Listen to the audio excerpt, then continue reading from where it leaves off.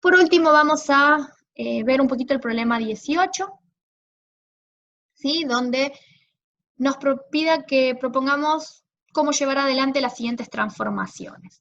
Fíjense, en el primer ítem lo que tenemos es un beta diéster, ¿sí? En particular se llama malonato de dimetilo, ¿sí? Recuerden que esta estructura se conocía como malonato, provenía del ácido malónico, y de dimetilo porque el éster tiene dos grupos metilos en su extremo, ¿sí?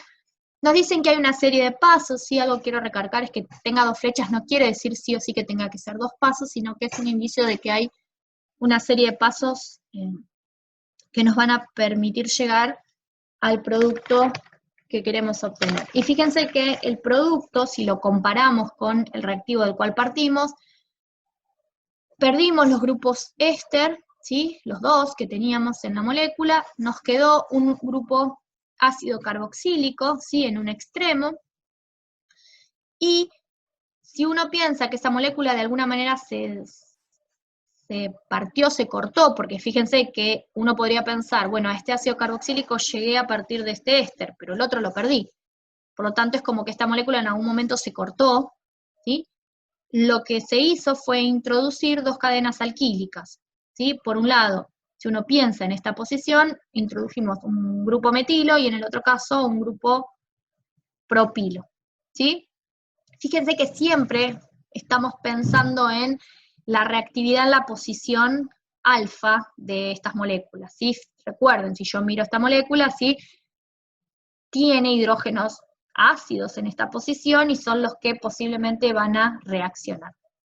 Entonces, esto que estoy viendo acá es algo típico de lo que se conoce como la síntesis malónica, la cual constaba de diversas etapas, ¿sí? Recuerden que la síntesis malónica me permitía obtener ácidos carboxílicos que habían sufrido alquilaciones en la posición alfa. Entonces, lo primero que ocurría era la formación del enolato, del beta diéster, luego ese enolato era el que iba a reaccionar con diferentes halogenuros de alquilo para poder sufrir la alquilación, o sea, la introducción de estas cadenas carbonadas. Luego ocurría la hidrólisis de los ésteres y la descarboxilación, donde se pierde uno de los ácidos carboxílicos y el otro permanece. Por eso digo que esta molécula de alguna manera se cortó al medio en algún momento. Veamos en detalle el mecanismo. Bien, lo primero que teníamos es la formación del enolato. Para eso puedo utilizar cualquier base, inclusive metóxido de sodio, ¿sí? En metanol, ¿sí? La única posición, digamos, con hidrógenos ácidos es esta. Tiene dos, por lo tanto podría llegar a formar dos enolatos, ¿sí? Entonces, ocurre la formación típica del enolato, ¿sí? Acá no planteé las estructuras de resonancia, pero recuerden que este enolato tiene estructuras de resonancia con los dos carbonilos de los dos grupos ésteres, y lo que voy a hacer es ir introduciendo las cadenas alquílicas, ¿sí? En general esto ocurre a través de sustituciones nucleofílicas bimoleculares.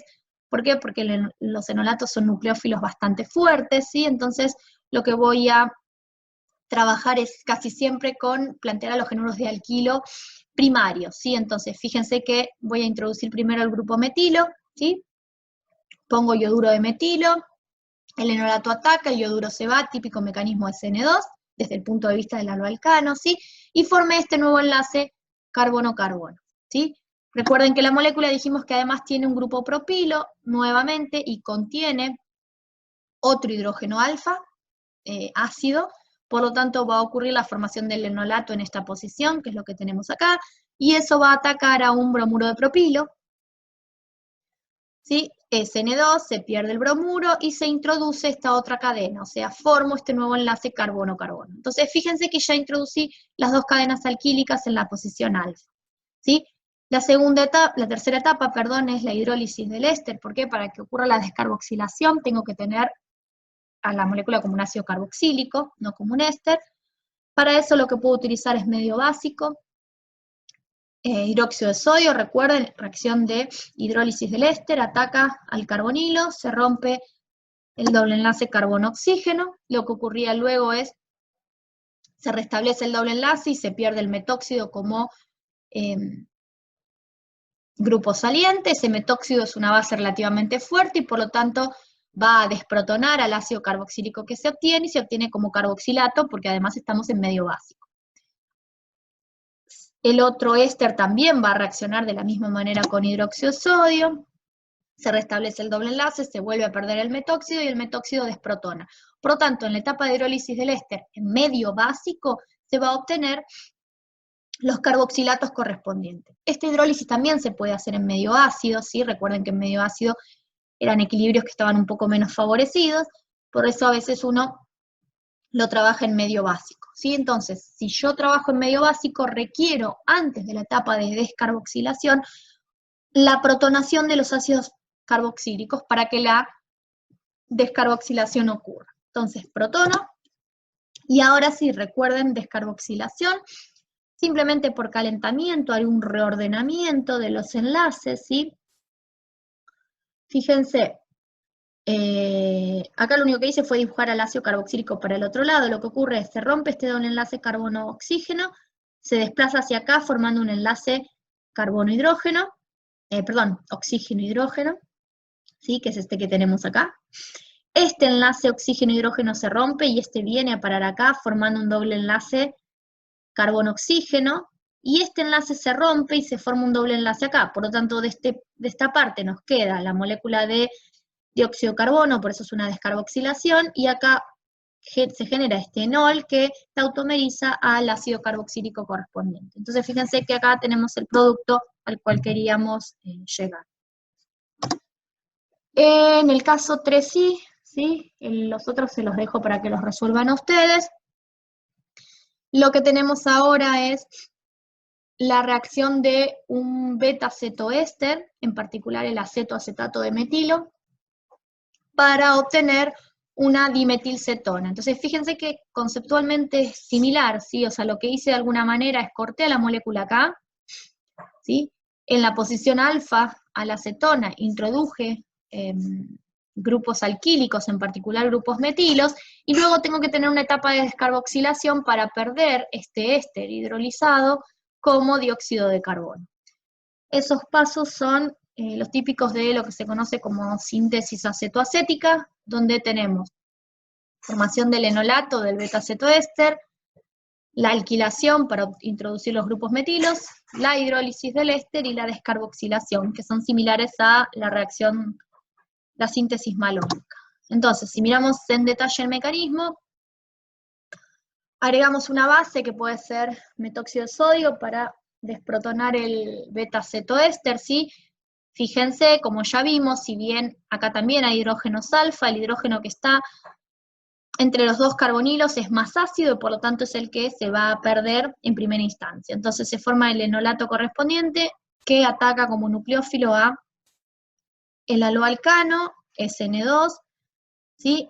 Fíjense que tengo que introducir grupos metilos, por lo tanto pongo ioduro de metilo como ejemplo, ¿sí? Ataca al carbono, se pierde el ioduro como grupo saliente y se forma el primer enlace carbono-carbono, que es este que tenemos acá.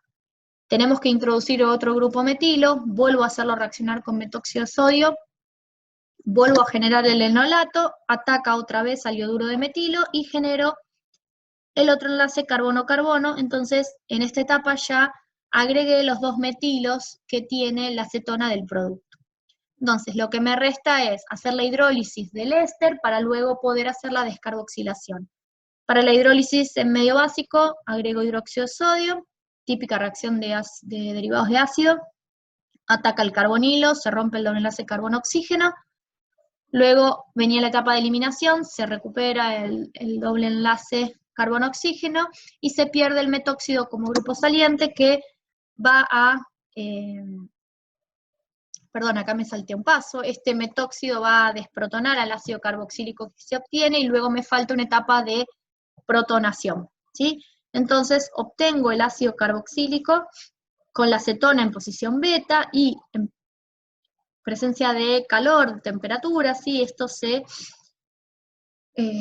reordena donde, de nuevo, se rompe este doble enlace, este par de electrones viene a parar acá para formar el enlace oxígeno-hidrógeno, este enlace carbono-carbono se rompe y ahí cortamos a la molécula, este enlace oxígeno-hidrógeno viene a parar acá, por lo tanto se forma el dióxido de carbono, nos queda este enol que se automeriza a la acetona correspondiente, que es la que queríamos obtener en el enunciado. ¿Sí? El resto de los ítems del problema 18 son similares, simplemente cambia las cadenas alquílicas que se introducen, por lo tanto se los dejo para que lo piensen ustedes. Así como el problema 19, donde es un problema de retrosíntesis, como les mencionaba anteriormente, o sea, uno tiene que pensar dónde cortar la molécula y ir haciéndola, digamos, volviendo para atrás y obteniendo moléculas más chiquitas a partir de las cuales uno puede partir para obtener el producto final. Bien, con esto pueden resolver hasta el problema 19 de la serie 11. Nos queda una presentación más que tiene que ver con compuestos organometálicos y la resolución de los últimos problemas de la guía.